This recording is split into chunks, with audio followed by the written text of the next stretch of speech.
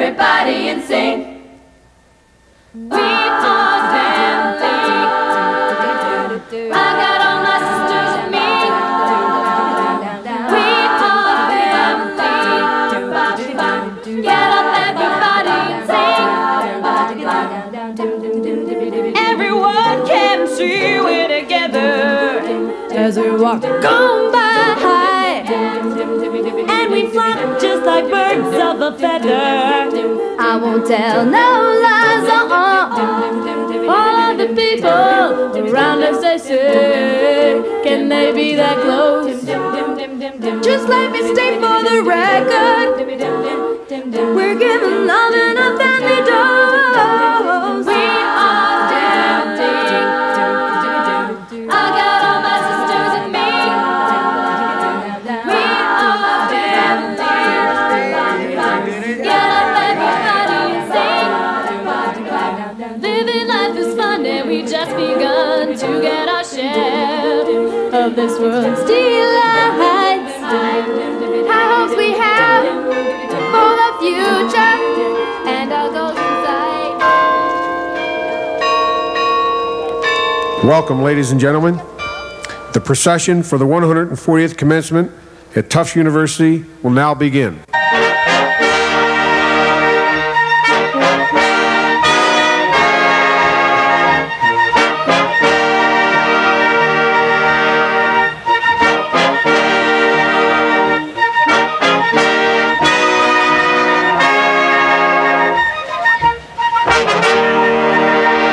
Please welcome the class of 1996.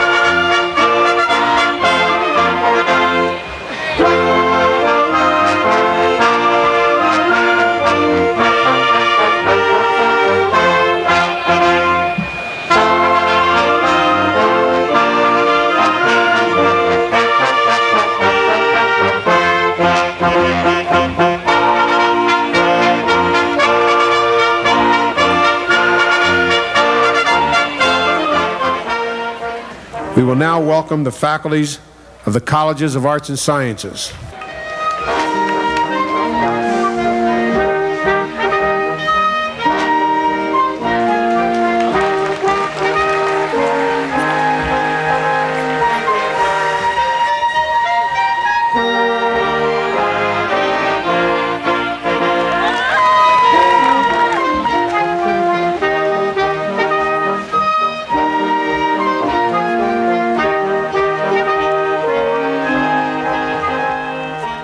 We will now welcome the class of 1946, who will be ushered in by the University Honor Guard.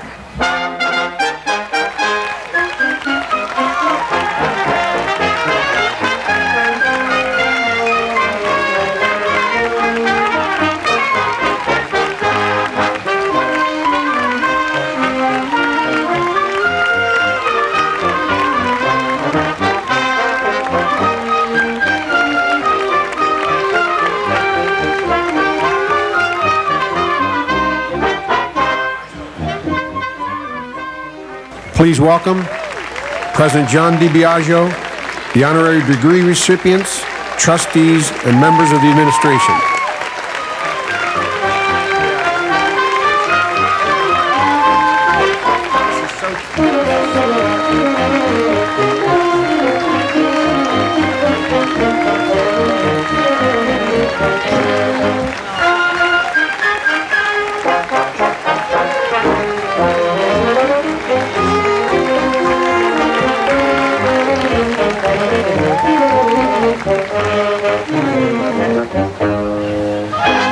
The 140th commencement of Tufts University will now be in order. The invocation will be offered by the Reverend Scotty McLennan, University Chaplain. The audience will please rise and remain standing until after the invocation. May our acquired knowledge and understanding guide us so that the things that matter most are not at the mercy of the things that matter least. May our self-knowledge compel us to be true to ourselves so that we cannot be false to anyone. And may we act generously on the basis of our knowledge so that when we depart this world, we feel that our lives have not been in vain. Amen.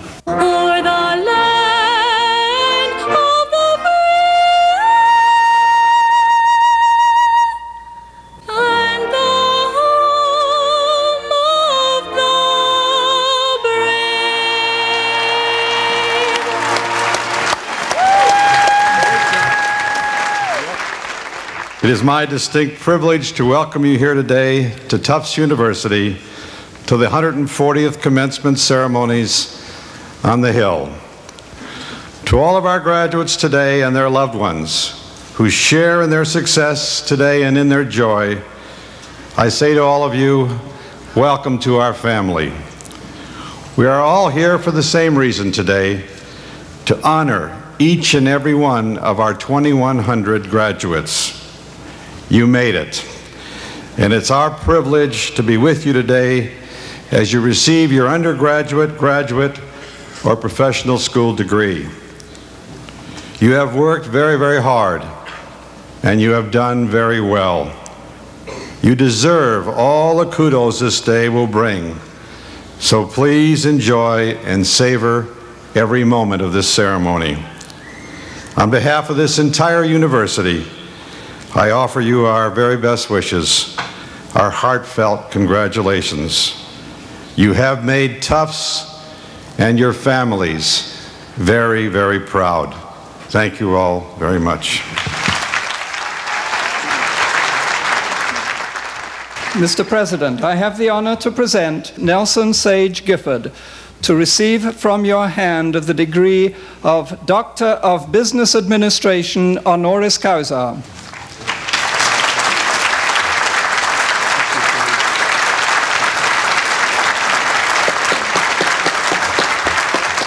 Mr. President, I have the honor to present Seamus Justin Heaney to receive from your hand the degree of Doctor of Humane Letters honoris causa.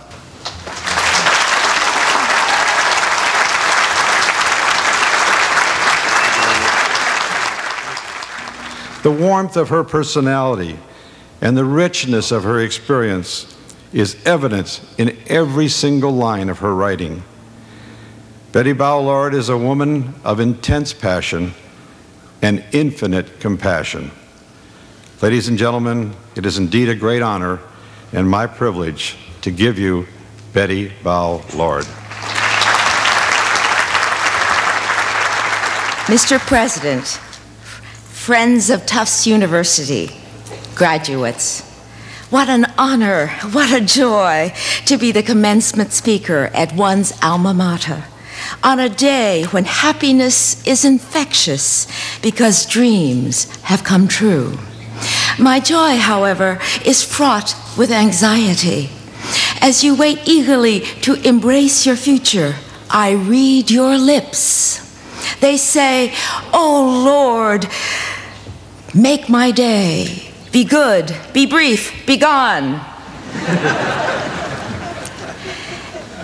As if your message isn't daunting enough, I wonder why this shrimp is the speaker. Why, indeed, when so many lions are gracing this stage? Could my role be a case of affirmative action? I am, after all, a member of America's fastest growing minority. People who are still married to their first spouse.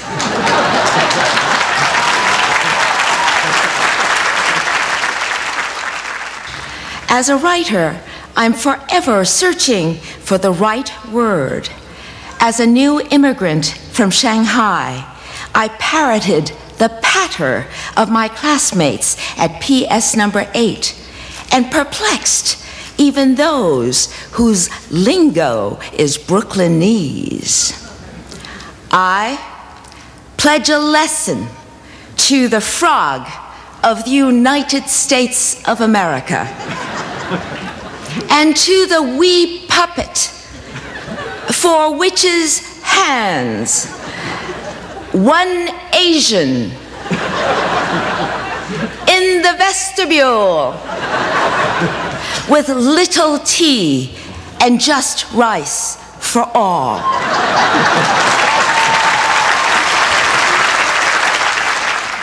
Only yesterday, dragging my bags toward Hodgson Hall, I dreamed the typical Chinese version of the American dream. I dream of wearing a white gown and becoming an ist. Biologist, physicist, and just a plain old scientist. Thus, I study how to make a better living through chemistry. To me, it matters not that in lab I'm a bull in a china shop, and in class, the Empress of Bull. To the head of the department, however, it matters a lot. And so at the end of my sophomore year, he smiles kindly and makes me an offer I can't refuse. Major in the sciences and flunk out, or transfer to liberal arts and pass.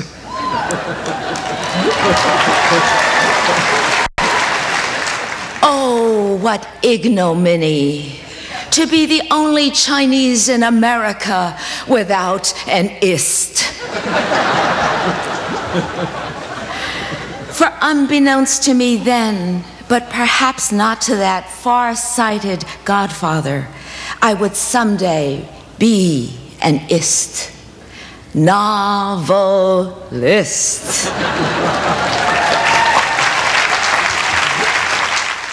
Only yesterday, gaping at the spellbinders in Arena Theater, I discover a yearning that I never harbored before. I want to shed my shoes, slither across the floor, swirl and twirl and whirl, and soar through the air with arms spread wide. I want to dance. And so here on campus, I learn how. And in so doing, I'm able to leap across the chasms of disparate languages and cultures, locales and eras, to attend the universal, to rejoice in our common humanity. Class of 1996, I urge you to heed and to exchange your stories. If we exchange our stories and engage the creative resources inherent in our diversity to yield a nation greater than the sum of its parts, if we can be as different as sisters and brothers and belong to the same family, if we can all feel at home in America, of the people, by the people, for the people. What matters are the intangible tidings cast by a rainbow of hope. Class of 1996, I salute you You are America's rainbow. Thank you very much.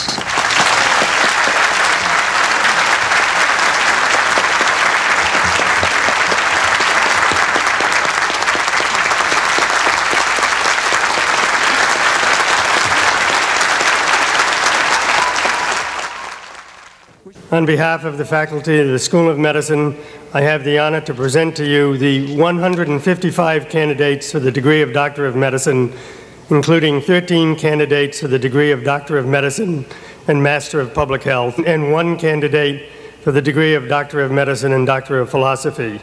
I also have the honor to present to you our first 2 candidates for the degree of Master of Science in Health Communication. Will the candidates please rise and be recognized?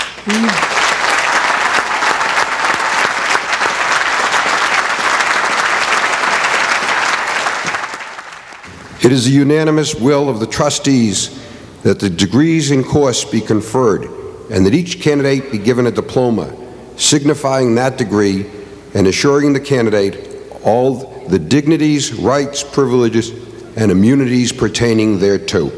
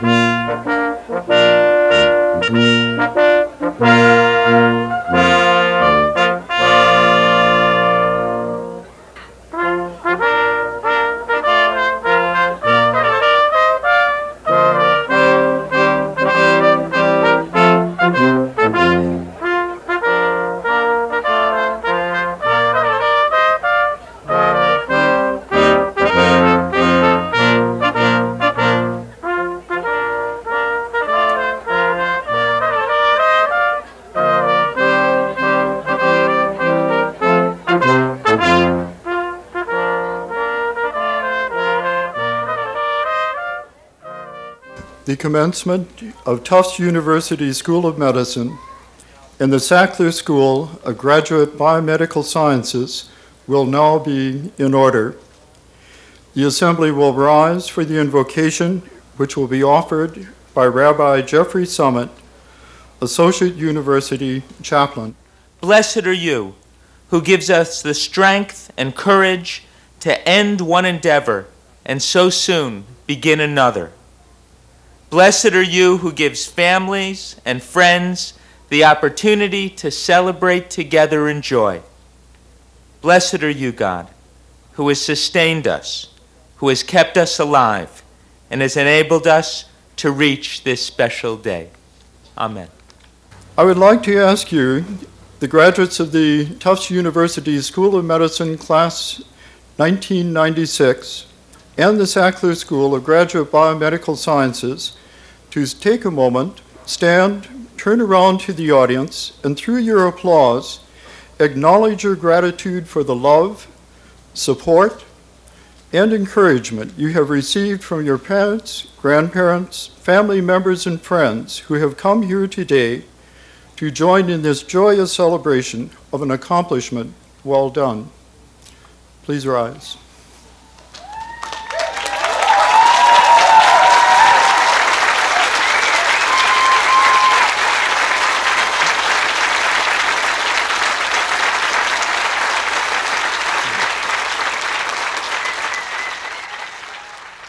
My own special welcome to the graduates. As most of the students know, I've been on this job only since November 1st, so you're my first graduating class, and I'm delighted to see all of you in such full regalia. I'm sure you'll dress exactly like this as interns.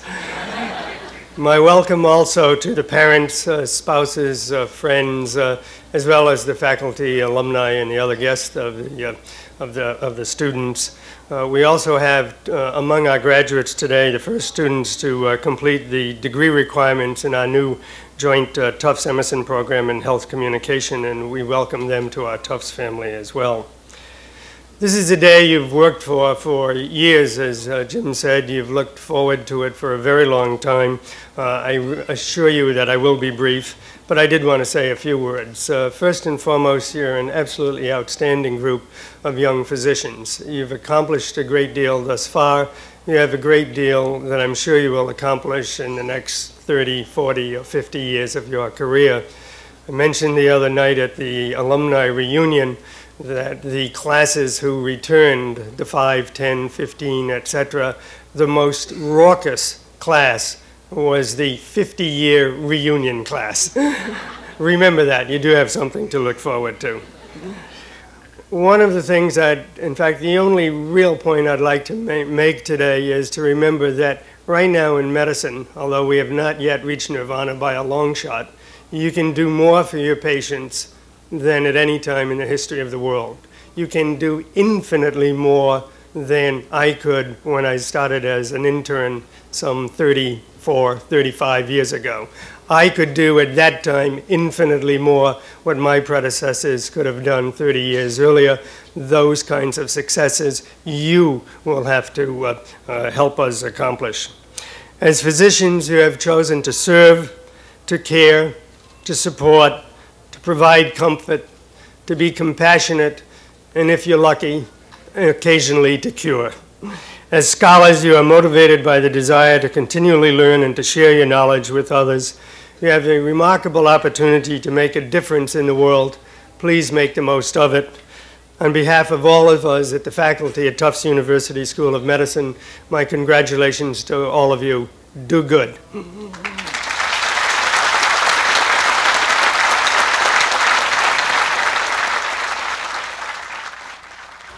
Three members of the graduating medical school class, Deborah Harrigan, Jean Martinucci, and Karen Zemmel, will now sing a tribute to the class of 1996.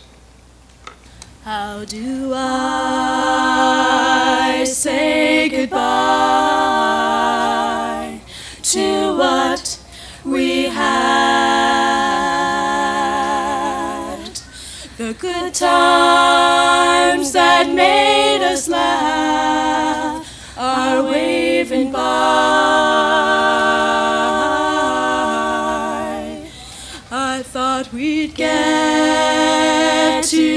forever, but forever's gone away.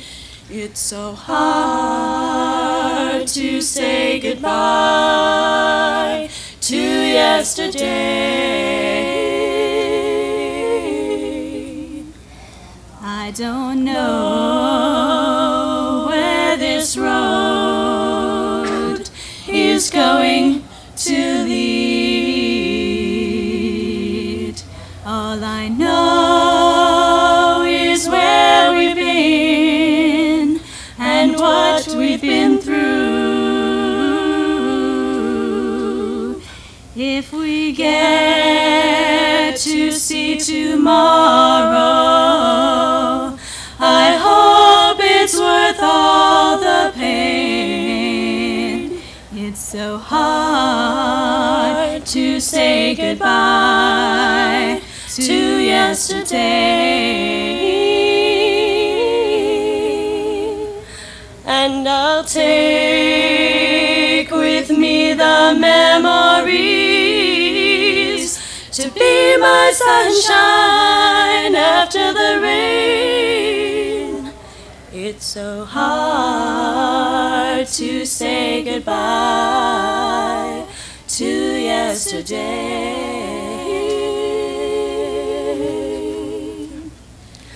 And I'll take with me the memories to be my sunshine after the rain. It's so hard to say goodbye to yesterday.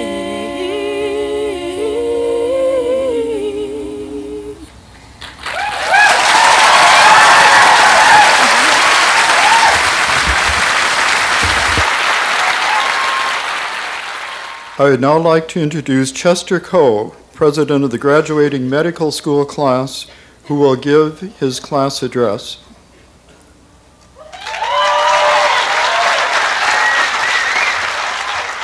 Some of you may not have known, but I was summoned back home unexpectedly after the boards in March because my mother had collapsed from a ruptured intracranial aneurysm.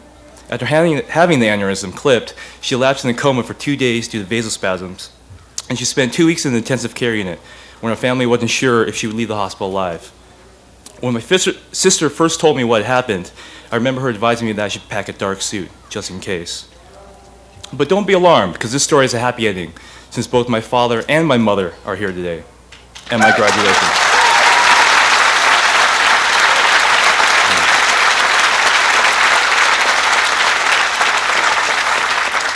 And my mother is walking and talking, and yes, still nagging me as she is always done. Sorry, Mom. But while visiting my mother in the hospital and accompanying her to our outpatient therapy sessions, I experienced being a healthcare receiver instead of a healthcare provider. This gave me the chance to reflect on what my colleagues and I will face ahead in our future as doctors, and how we can ensure our patients the best possible medical care.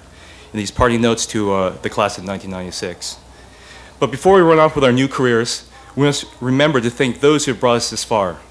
Our families, spouses, and loved ones, as well as friends, all of whom have sacrificed much to support us, and all of whom we know will continue to be with us in our exciting but difficult years ahead. Now, as we graduate from the protective corridors of medical school, our training wheels must come off.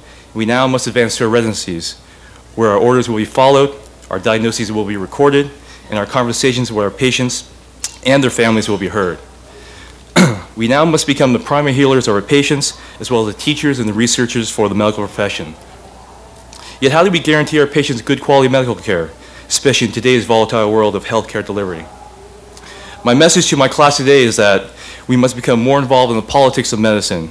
We have the responsibility of being our patient's advocate, and we can no longer afford to allow non-physicians to dictate medical decisions for our patients.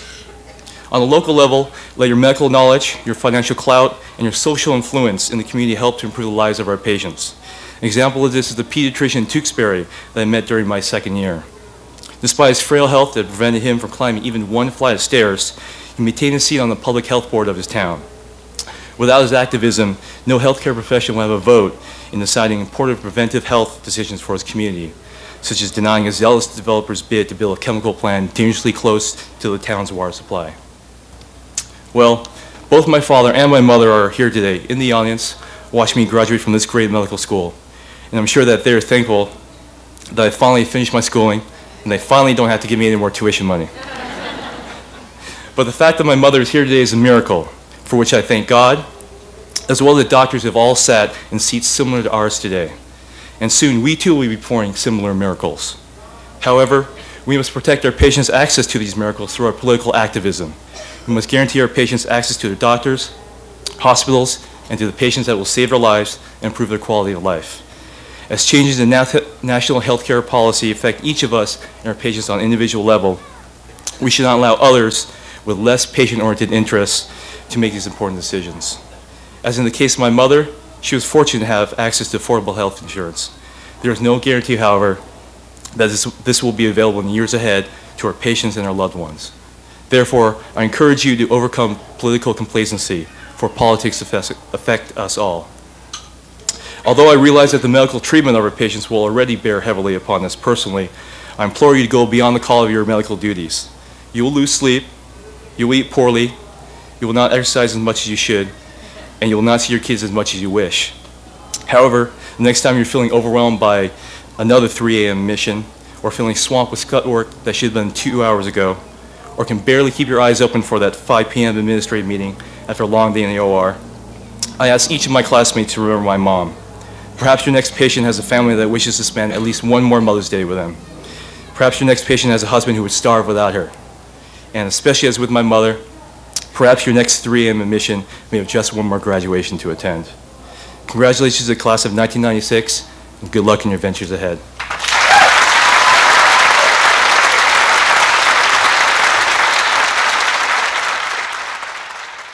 Shortly, you graduates will formally receive the advanced academic degrees for which you have toiled so intensely and for so long.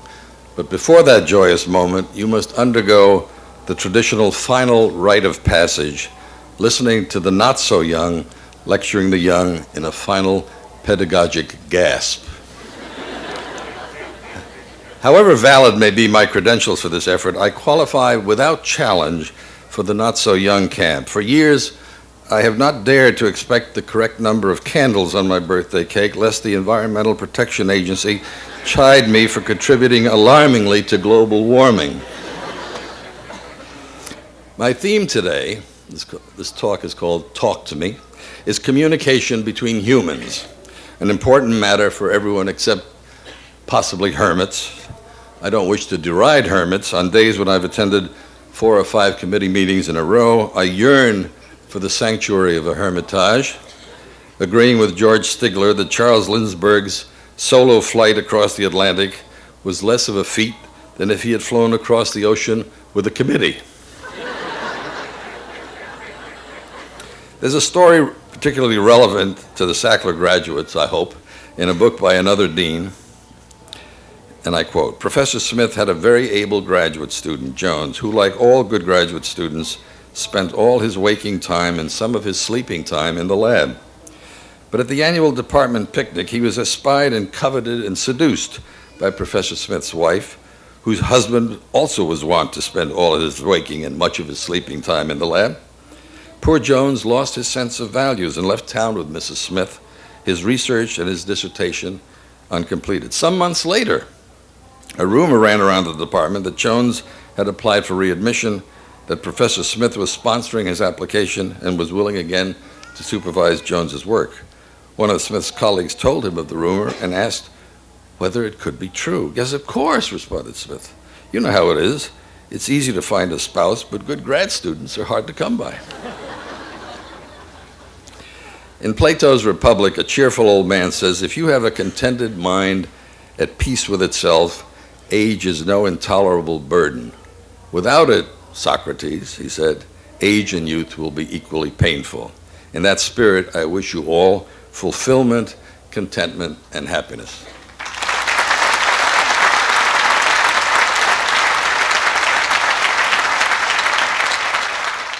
I'd like to introduce Ami Dasar Mehta, who will give the student address for the Sackler School of Graduate Biomedical Sciences. What led me to follow the career of a scientist? Was it an inspiring biology teacher? Was it the fascination of a young child looking up at the bright tropical night sky? Was it the knowledge that zero was discovered by an Indian scientist? I do not know. But I do know that I like being a scientist. I like doing research, even the frustration when things are not going quite right. And the little mice seem to be acting rather differently from what is expected of decent little mice. But it is all worth the battle, because once in a while, I can also see a pattern in my small effort. I look forward to all the exciting challenges which lie ahead for an immunologist who sees a future which may unravel some mysteries of the immune system. I would also like to take this opportunity to pay tribute to the Sackler family and Dr. Arthur Sackler in particular for their magnanimous generosity in helping build and develop the Sackler School. Their contribution in the world of art is legendary as well. Commencement is often a time to reflect upon the knowledge and experience gained during graduate school, and on behalf of all the graduates, I would like to thank our families and friends for their support through this endeavor. Congratulations to all the new physicians and scientists on this culmination of their hard work, dedication, and perseverance. Thank you.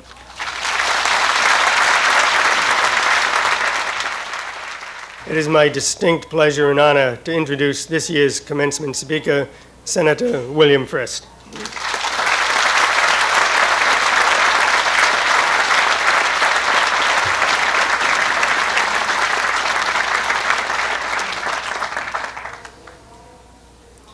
Thank you, Dr. Harrington, Dr. Lasagna, trustees of the university, distinguished guests, faculty, grandparents, parents, brothers and sisters and friends, and most of all, distinguished graduates of the class of 1996. It's great for me to be here with you today. As all of you might imagine, I get a number of invitations to go to commencement ceremonies, being the only physician in the United States Senate, and I wanted to be with you today, really to reiterate the message that was given to you by Chester Coe and Ami Dasar Mehta. And it's a message of getting involved and the message of the unexpected discovery, using their words. But it's good to be back in Boston. I spent 11 years here. And although I represent 6 million Tennesseans, I feel as if I represent all of you as well, in that I spent 11 years of my adult life in Boston, Massachusetts, in medical school, and in my training. And every time I come back to Boston, I think of the words of John Winthrop, the early founder of Boston, when he said that we shall be as a city upon a hill, the eyes of all people upon us. And similarly, Ronald Reagan, as president, liked to say, he used the words of a shining city, and he used to say, a shining city on a hill. That is what this country is, a land of dreams and a land of opportunity. We do stand on the edge of a new millennium, and it's a millennium that I'm very optimistic about, and it is a millennium where the possibilities, as we sit here 4 years away, we can't even dream what those possibilities are. Nobody will know 4 years from now, when on Times Square that ball falls, what America will look like. But we need to start asking that question. Will America have changed very much from what we know today?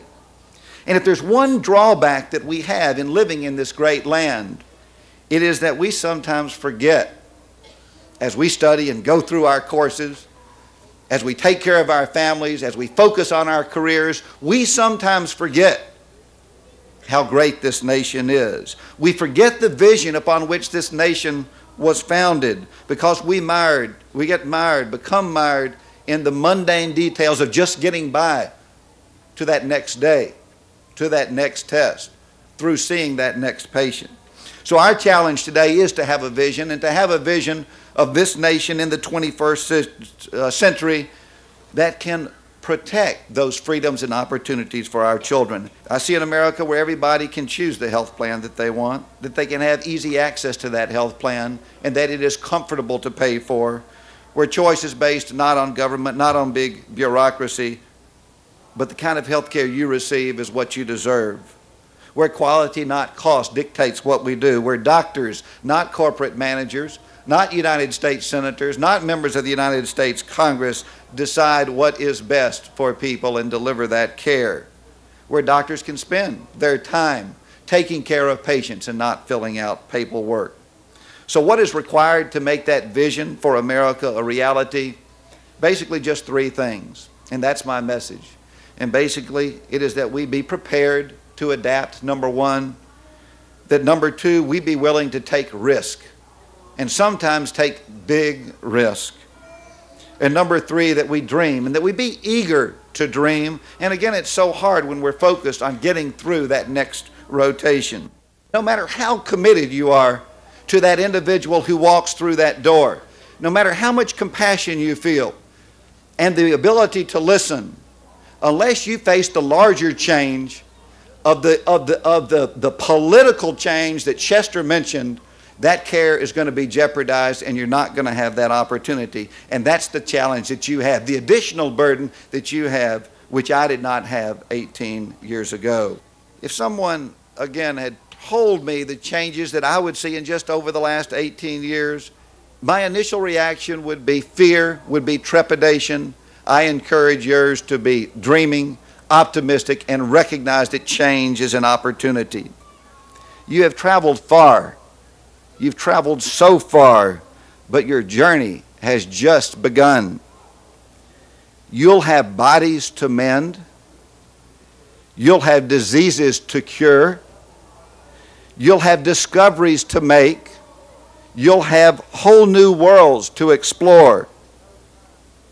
Thus, there's no time for small plans and no time for shrinking ambitions. We stand on the threshold of an epic age, the age of technological splendor, the age of the explosion of human potential, an age for heroes. And each of you graduating today can be that hero. Those three things that I'll leave you with are: be prepared to adapt, be willing to risk, and be eager to dream. If you do, those dreams will come true. Congratulations, and may the good Lord bless and guide you through the rest of your life.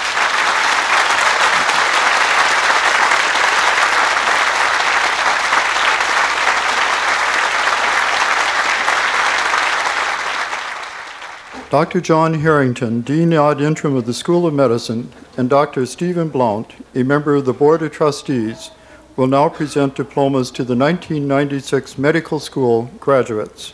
On behalf of the faculty of the School of Medicine, I request that the respective degrees now be conferred.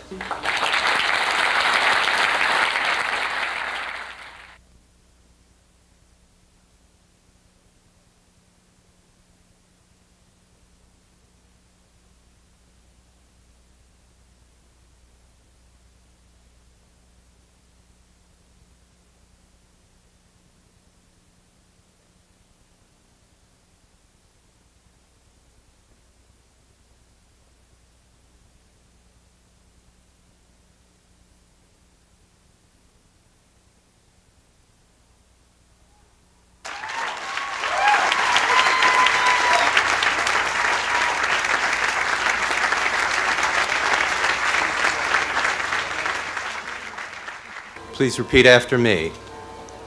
I do solemnly swear by whatever I hold most sacred that I will be loyal to the profession of medicine and just and generous to its members.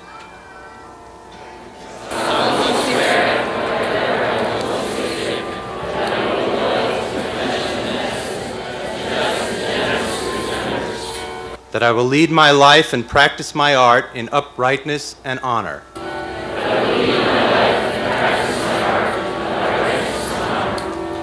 That into whatsoever home I shall enter, it shall be for the good of the sick and the well, to the utmost of my power, Go ahead.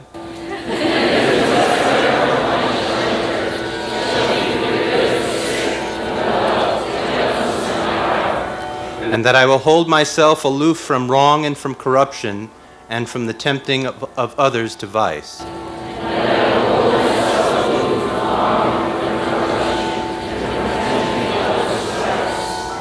That I will exercise my art solely for the cure of my patients and the prevention of disease. Go ahead.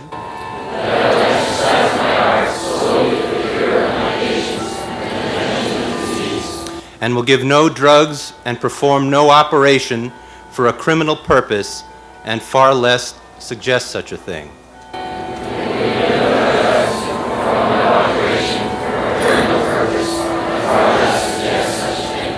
That whatsoever I shall see or hear of the lives of men and women, which is not fitting to be spoken, I will keep inviolably secret.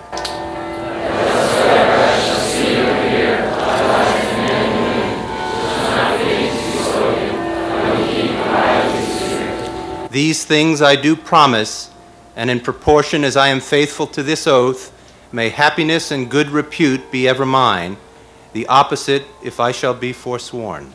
These things I do promise, and in proportion as I am faithful to this oath, and happiness and good repute be ever mine. Congratulations.